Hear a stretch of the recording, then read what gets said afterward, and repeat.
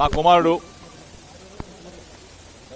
అమెరికాలో చదువుకొని వచ్చాడు, ఎంఏ చేశాడు, డిలైట్లో జాబ్ చేసి వచ్చాడు. నా మీద కక్ష ఉంటే ఉండొచ్చు చంద్రబాబు నాయుడు గారికి, నా మీద కక్ష ఉంటే ఉండొచ్చు లోకేష్కి.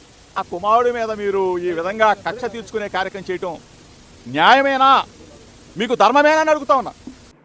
అయినా మీ మీదేం కక్ష సాధింపు ఉంటుంది జోగి రమేష్ గారు?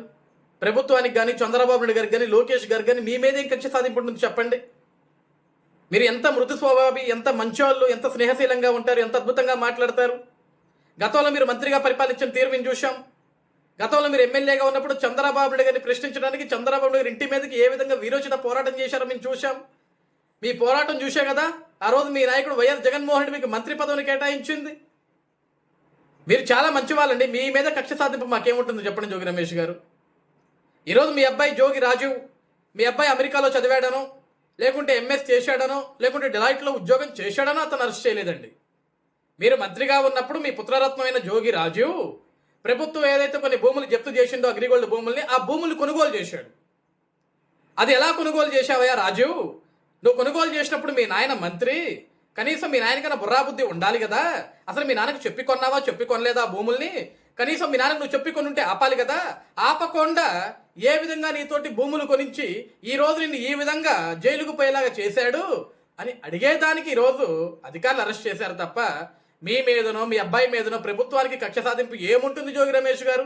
అసలు ప్రభుత్వాలు ఎక్కడైనా కక్ష సాధింపు రాజకీయాలు చేస్తాయా? 2019 నుంచి 2024 వరకు మీరు మంత్రిగా ఉన్నప్పుడు కానీ, మీ నాయకుడు ముఖ్యమంత్రిగా ఉన్నప్పుడు కానీ ఎక్కడైనా కక్ష సాధింపు రాజకీయాలు చేశారా చెప్పండి. చట్టం తన పని తాను చేసుకుంటూ పోతుంది అని మీరు అదే చెప్పారు, మీ నాయకుడు అదే చెప్పాడు కదా రోజు. ఈరోజు అదే చట్టం తన పని తాను చేసుకుంటూ పోతుంది. ఈరోజు మీ అబ్బాయి జోగి రాజీవ్ అడ్డదారులో భూములు కొన్నాడు.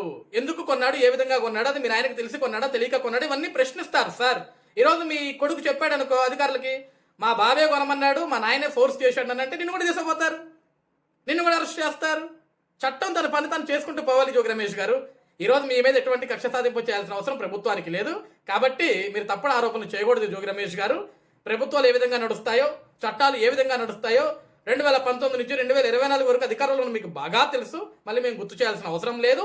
కాబట్టి ఈరోజు నేను ఒక గౌడ కులస్తుణ్ణి, ఒక బీసీ కులస్తుణ్ణి అని కులాన్ని అడ్డం పెట్టుకొని కుల రాజకీయాలు చేయడానికి ఒక నీచ సంస్కృతిని తీసుకురా మాకు.